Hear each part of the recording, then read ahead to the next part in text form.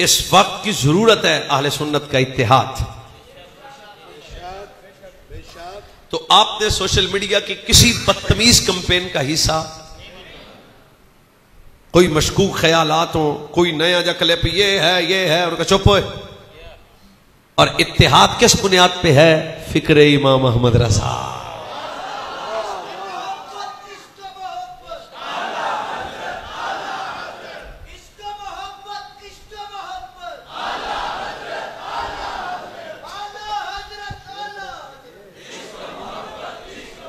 फिर मैं कह रहा हूं भाई, अहले सुन्नत के बुजुर्गों का इत्तेहाद, उलमा का इत्तेहाद, मुख्तलिफ जमातों का इत्तेहाद मेरे इमाम अहमद रजा की फिक्र पे होगा।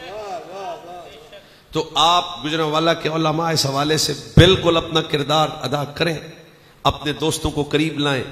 और वो वक्त दूर नहीं है, बहुत जल्द इंशाअल्लाह आपको अहले सुन्नत व जमात के बुजुर्ग उलमा इत्तेहाद की सफ में नजर आ जाए।